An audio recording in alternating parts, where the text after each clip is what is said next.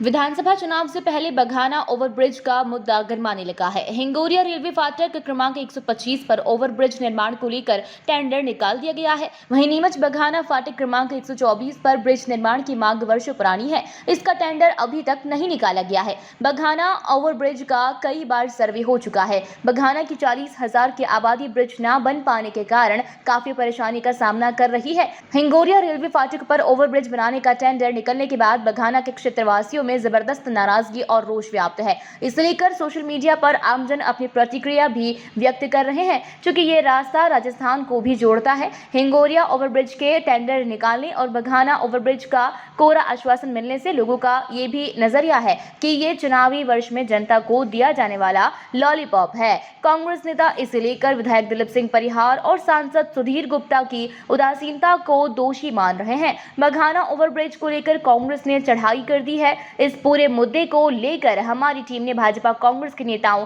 और बघाना क्षेत्र के रहवासियों से बात की। देखें रिपोर्ट।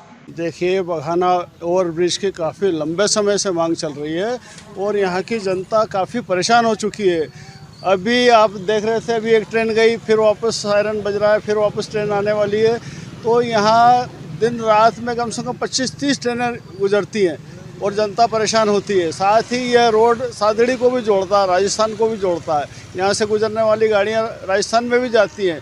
सब लोग परेशान होते हैं, परंतु हमारे माननीय विधायक जी केवल झूठे आश्वासन देते हैं। आज आप पेपर में पढ़ा कि हिंगोरिया के ऊपर प्रक्रिया चालू हो गई, 28 करोड़ 18 लाख का टेंडर हुआ है, परंतु नीमच का जो ओवरब्रिज काफ़ी महत्वपूर्ण है, इसके लिए अभी कोई ना प्रक्रिया चालू हुई है, ना कोई अमाउंट का खुलासा हुआ है।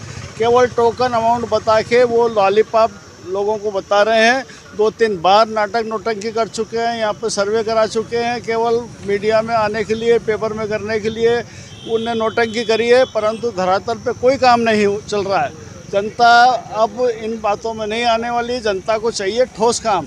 जैसे हिंगोरिया पे काम हुआ है, ऐसे शहर में यहाँ पर नीमच में भी अगर काम होगा, टेंडर होगा, काम शुरू होगा, तब जनता आपको मानेगी। अदरवाइज ये जुमलेबाजी अब नहीं चलने वाली। बहुत सख्त ज़रूरत है और 2-2 घंटे खड़ा रहना पड़ता है इसमें कड़कड़ाती धूप में। मैं बीमार हूँ बहुत। हाँ, मुझे रोज डेली अस्पताल इंजेक्शन लगवाने जाना पड़ता है। उसके बाद भी है ना, देख लो, ओवरब्रिज बनने की कोई ठिकाने नहीं है। 4 साल से ढूंढ रहे हैं कि आज बने कल बने। नेता लोग पता नहीं क्या करते। भगाने कम से कम 1 लाख आदमी परेशान है। इधर के सारे गांव खेड़े वगैरह सब यहीं से टच होके जाते हैं। देखिए, फाटक क्रमांक 125 जो हिंगोरिया है, 28 करोड़ 18 लाख 80 हज़ार रुपये का टेंडर पीआईयू के माध्यम से जारी हो चुका है।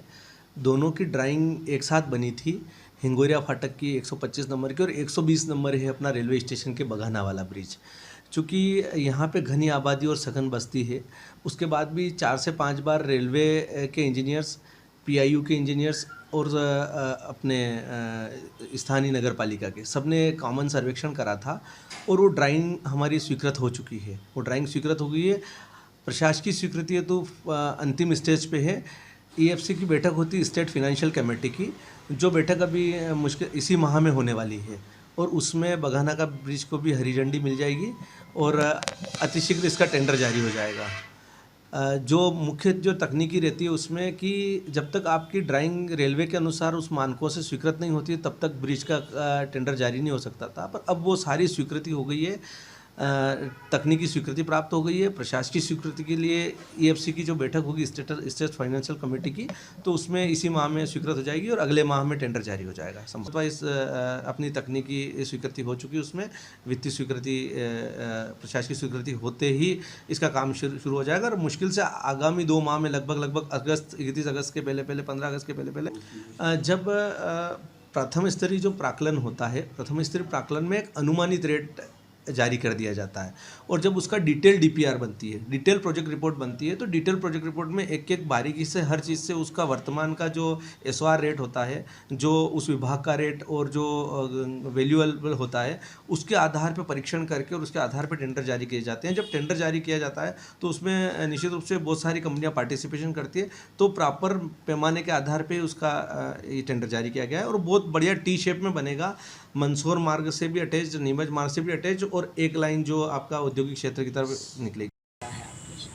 देखिए, हिंगोरिया ओवरब्रिज के लिए अगर शासन ने स्वीकृति प्रदान की है और टेंडर की प्रक्रिया शुरू कर दी गई है, तो मैं उसका स्वागत करता हूँ कि चलिए देर से ही सही, कम से कम हमारे क्षेत्र के जिम्मेदार लोगों ने कुछ तो समझा कि क्षेत्र वाकई में विकास नहीं हो रहा है, और विकास क्यों रुका हुआ है।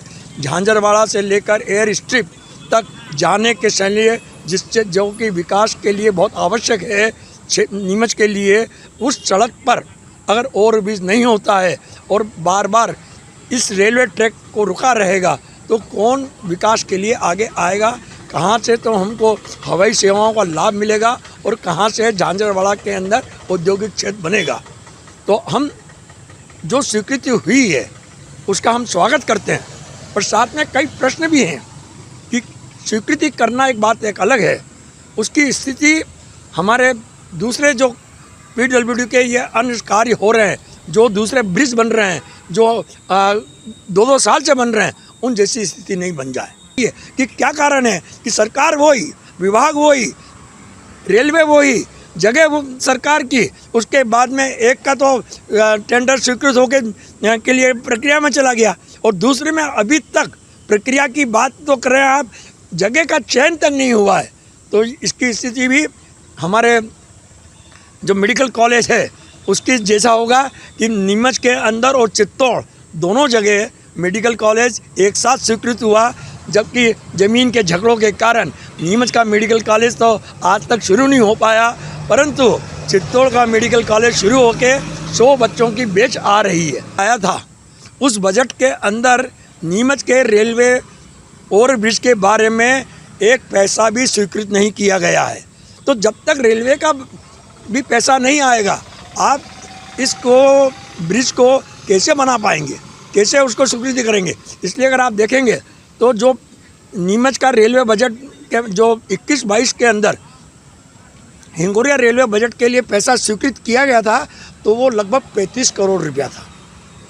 तकनीकी कारण तो कुछ नहीं है, तकनीकी कारण केवल ये है कि हमारा निजी स्वार्थ काम में आ रहा है, भारतीय जनता पार्टी के नेताओं का, और उनका लेन देन नहीं हो पा रहा है, इस कारण से वो। नीमच से अब्दुल अली रानी के साथ पवन राव शिंदे की रिपोर्ट।